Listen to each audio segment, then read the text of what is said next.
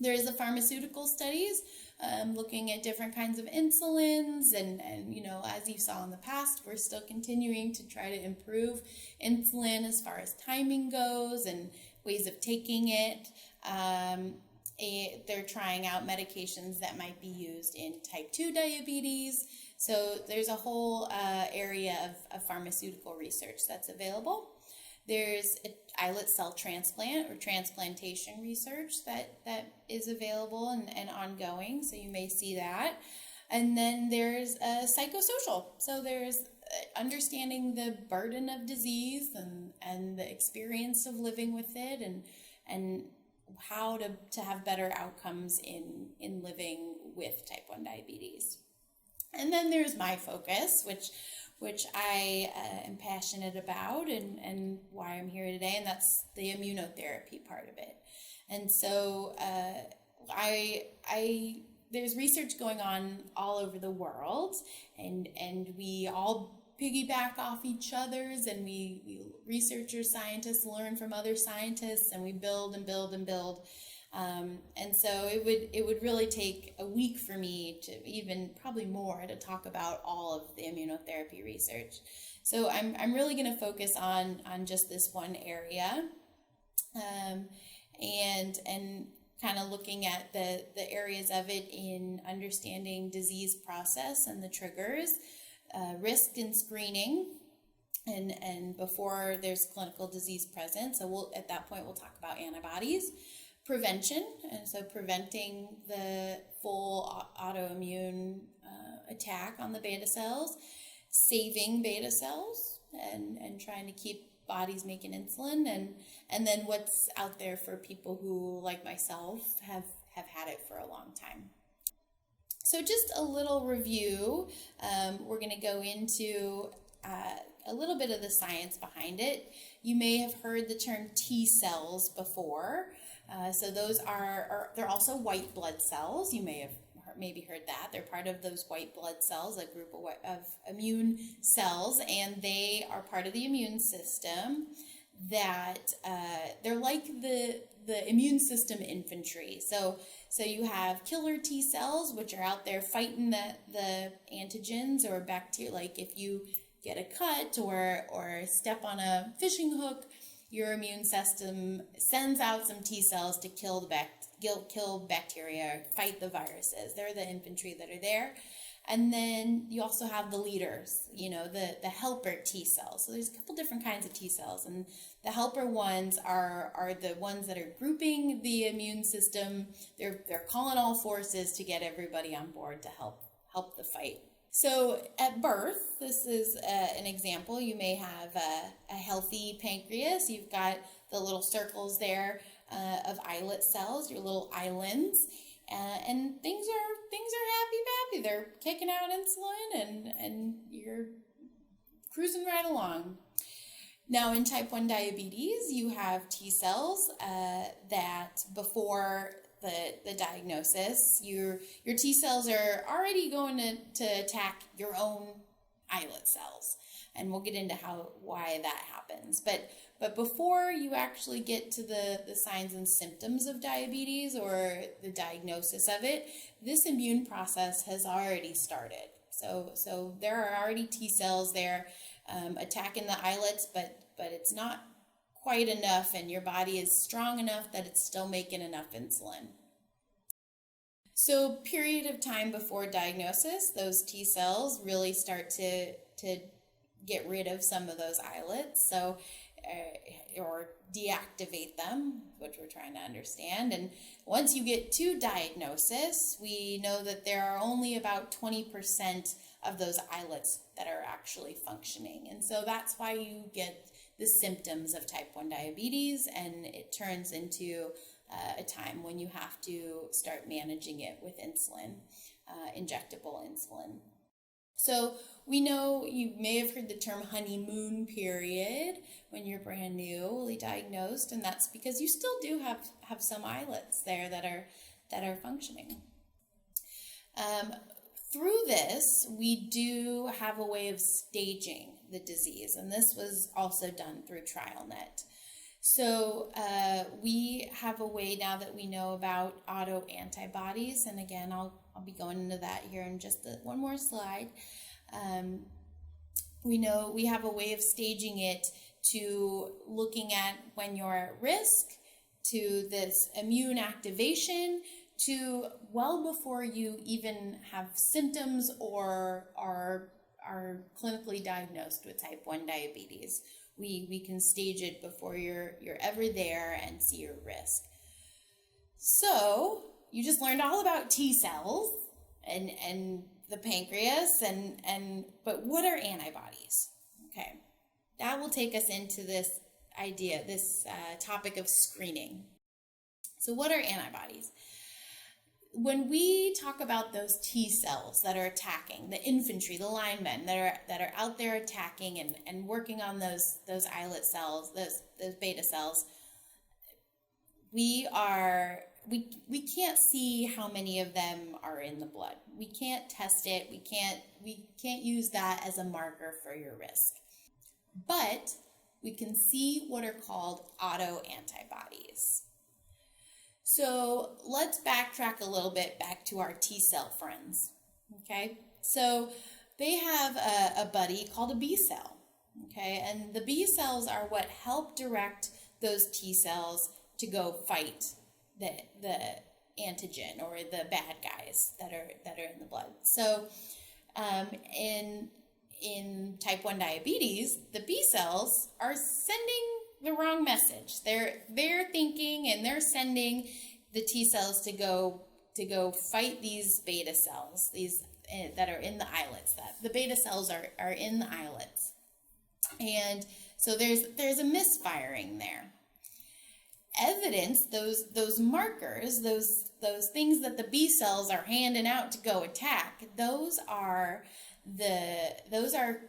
readable in a blood test. So those are floating around in the bloodstream, and those are what are called antibodies. So we know that 95% of children who develop type 1 diabetes before the age of puberty actually have antibodies by the age of 5. There are 5 of these antibodies that we look for in type 1 diabetes. So 5 of these little flags that we look for.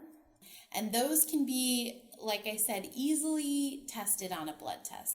So we know that the more types of islet cell autoantibodies, the more kinds of those flags that you have, means the greater likelihood of developing clinical diabetes.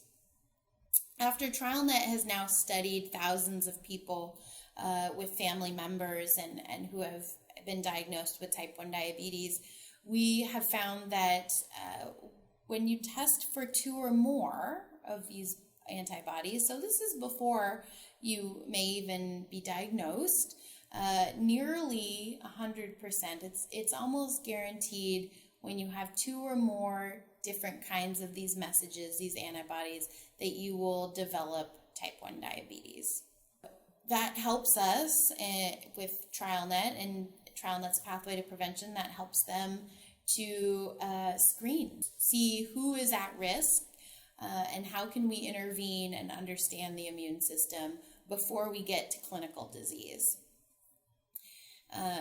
So it's as simple as a blood test.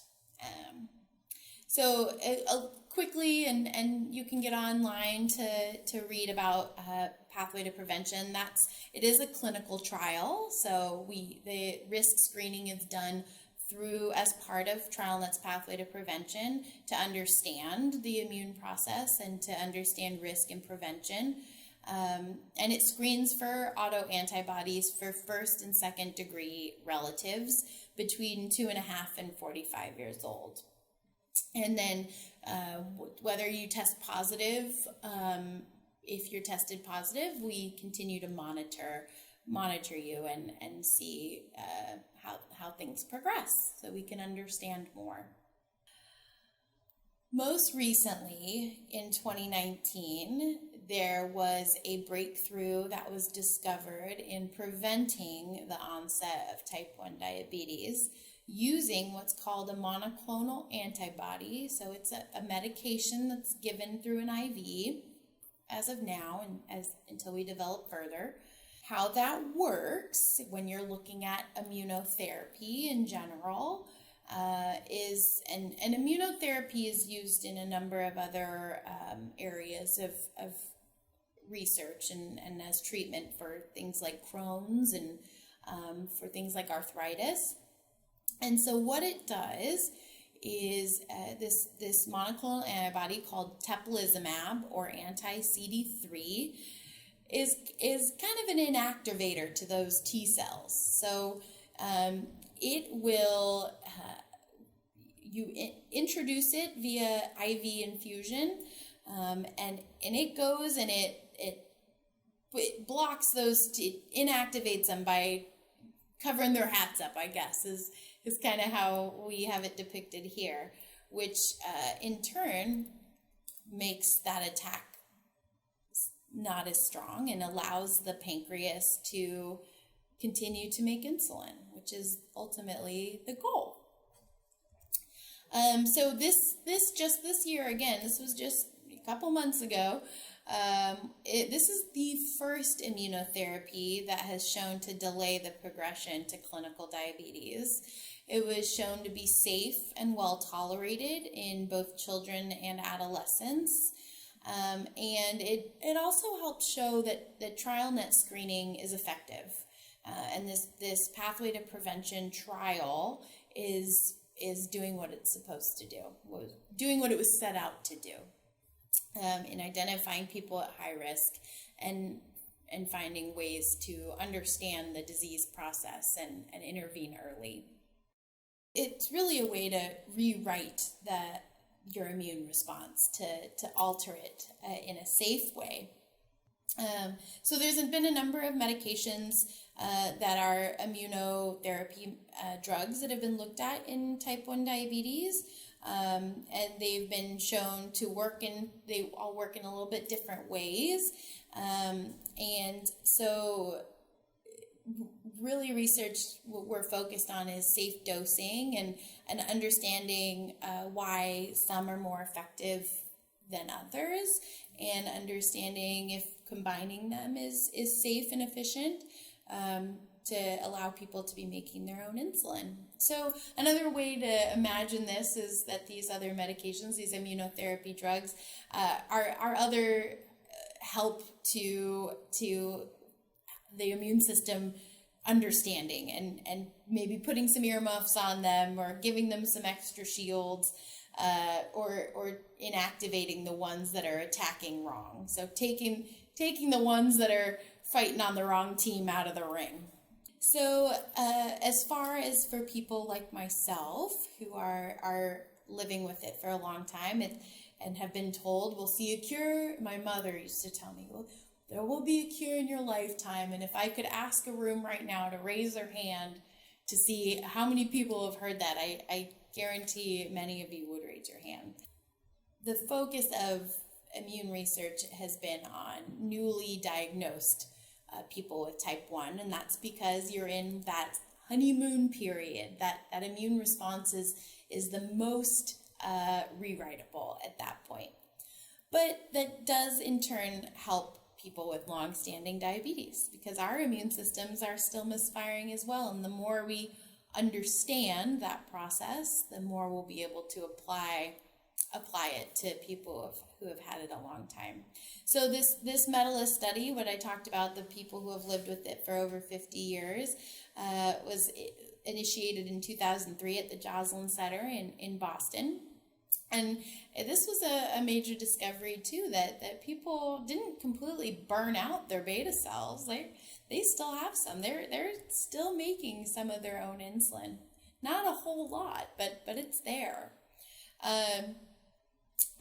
So there's been a number of different studies also on preventing long-term complications like kidney damage, looking at ways to rejuvenate insulin-producing cells, characterizing beta cell function in people who have had it a long time, just a number of different other clinical trials that's going on for people with long-standing. Of course, the goal overall in looking at immune research and clinical trials in immunology is to preserve that beta cell function. The more we understand the disease process, the more we understand what is going on and how to rewrite things, the closer we get to a cure or being able to be off insulin. Injectable insulin. Finding ways to allow our body to do the work, make the insulin. So there's a number of ways to help locally for people with type 1 diabetes. If you're watching this from the greater Seattle area, we have a biorepository here that you can donate to for scientists to look at blood samples and blood cells and comparing it to other samples. So the final portion of this is to give you just a glimpse of what it might be like to be in a clinical trial, and it really depends on what clinical trial you're in and what that looks like. But I'm going to kind of go over the overall what to expect when you're doing it. So there's a couple of very important steps to being in a clinical trial. There's going to be a screening step, and that might look different. There's going to be consenting, so we'll talk a little bit about what that might look like and the safety part of that. There'll be randomizing if you're in a randomized trial and enrolling and starting the trial off. There's going to be expectations for you as a participant. And then we'll go over a little bit about what it looks like to complete the study and what information you get from that. So screening will vary depending on the study. Some diabetes studies will include things like a mixed meal or oral glucose tolerance test. There may be blood draws. There may be a meeting with a doctor, a research doctor.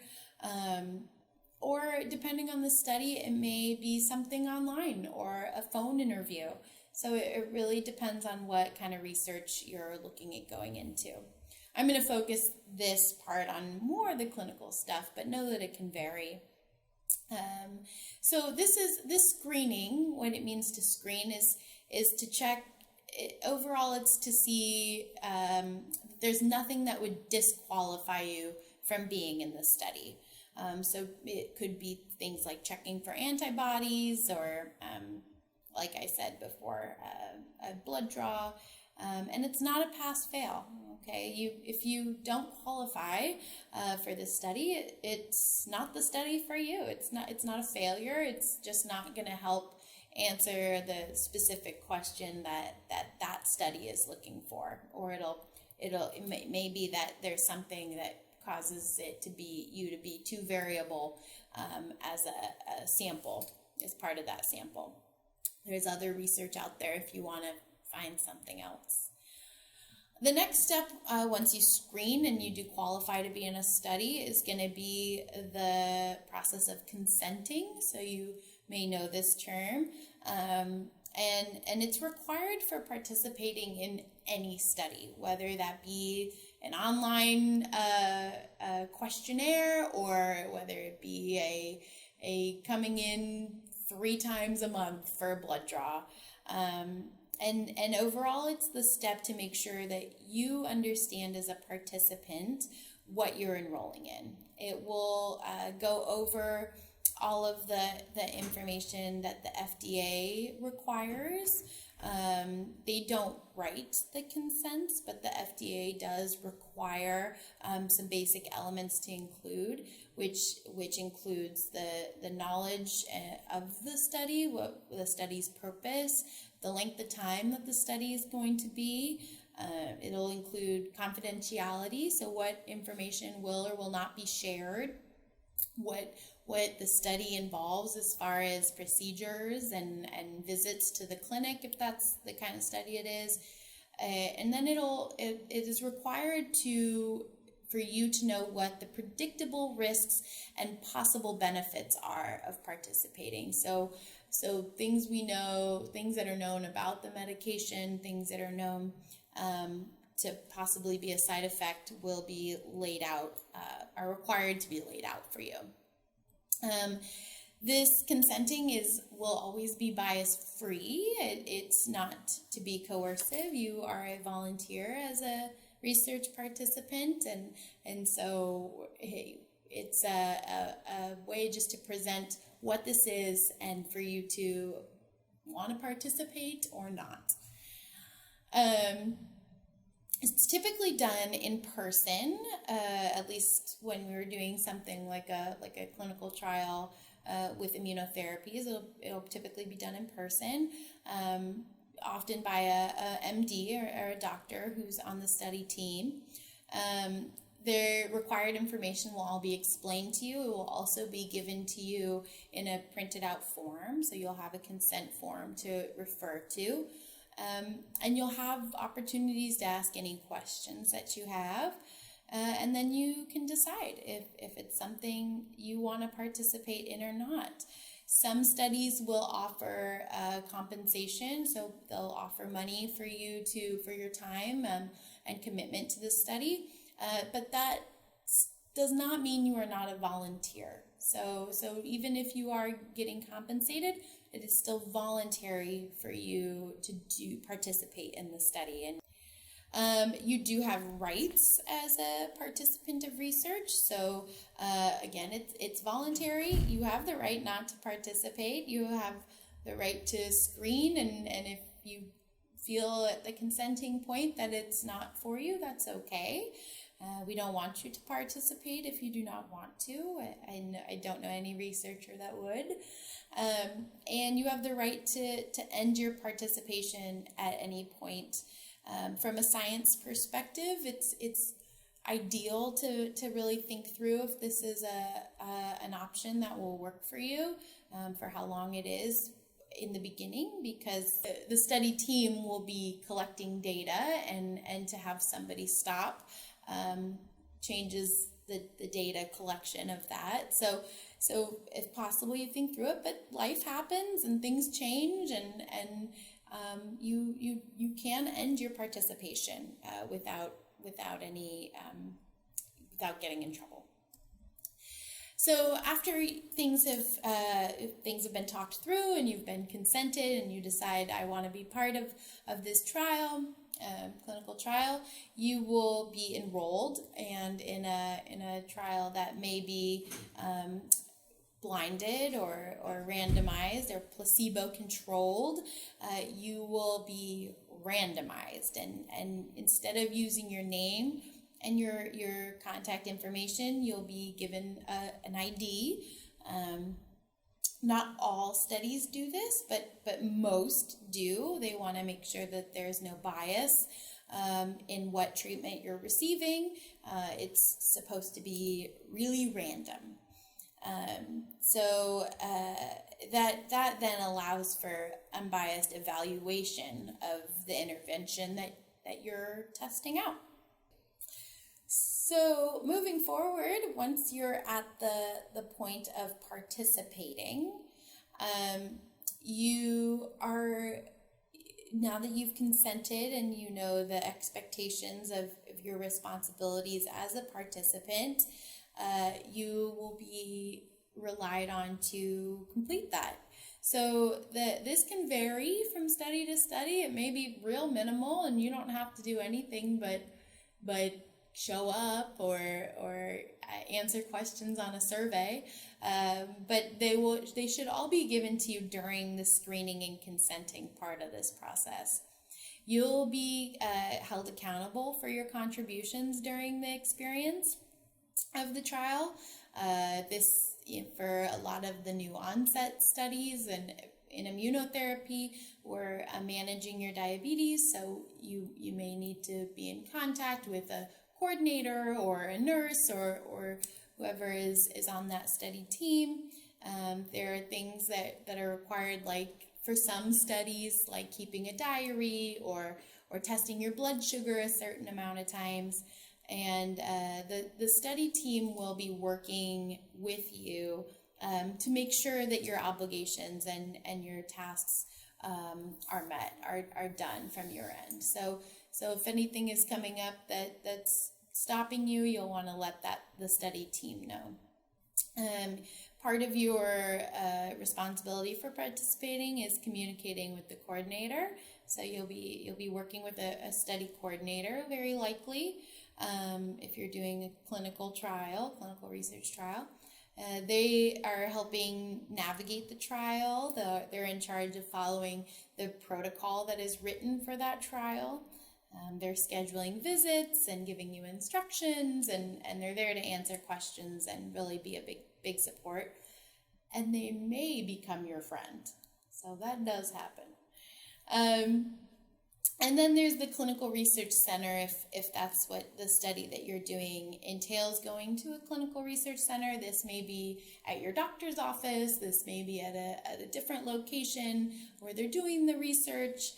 They will be explained in the consent and the screening visit about how those visits how long they might be and what they might look like. So that'll be part of that participating, and we try to make it a fun experience to visit at least our research center. That's where you find me a lot of the time. So once the clinical trial is complete, and this might look different for the study that you're in. Again, there's thousands upon thousands of studies going on, and so it might look different. It'll likely vary from one to the other. Sometimes there may be a long-term follow-up study, so it would be another trial that you roll into after the primary one is completed. That will involve a new consent. And it will always be voluntary as a research participant. It's always voluntary. And most likely the responsibilities that you have will be a little bit different. But it just depends on the trial. So you may be in a long-term follow-up to see the long-term effects of the initial treatment, or whatever reason that long-term study is looking at. The data will continue its journey to the scientists and statisticians.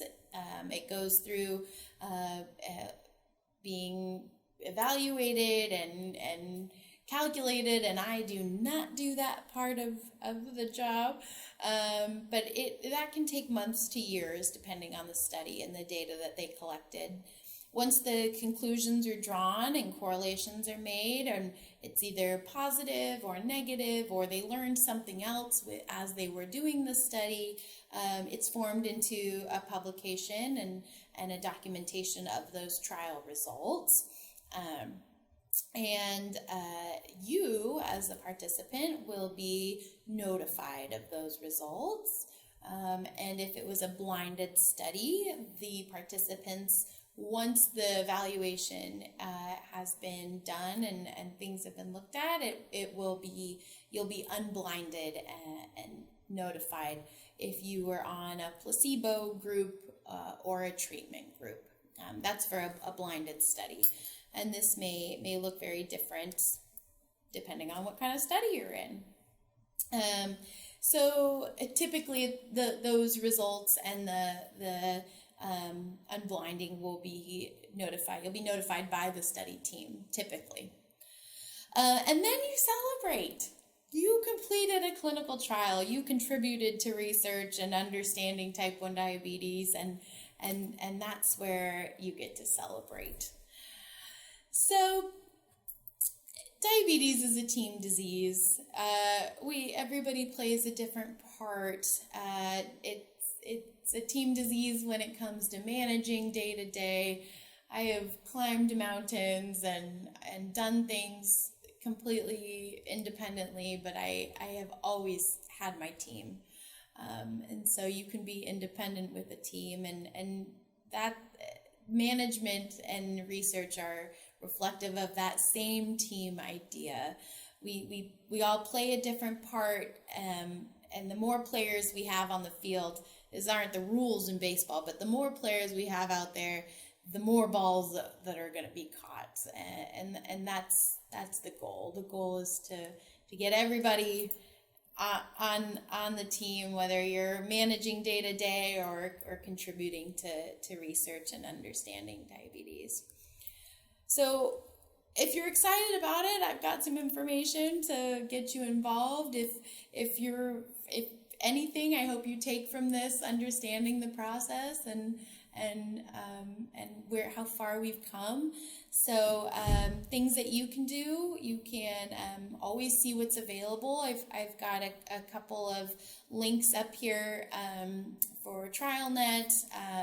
You can always reach out to us here at Benaroya if you're interested. You can, there's the JDRF has a wonderful search engine for finding a clinical trial that you may be eligible for. And overall, I just hope people talk about research. I think it's important to, again, remember how far we've come and support it and support the growth and understanding and the little successes and all the failures that continue to move us forward. And to the bigger and bigger successes. So talk about it, support it, get screened, get your family screened, whatever you feel works in your life, or just learn about it. Thank you for sitting here. So thank you for being here and listening to my talk. And this is us all from the Diabetes Clinical Research Program at Benaroya Research Institute in Seattle, Washington. So forward we go.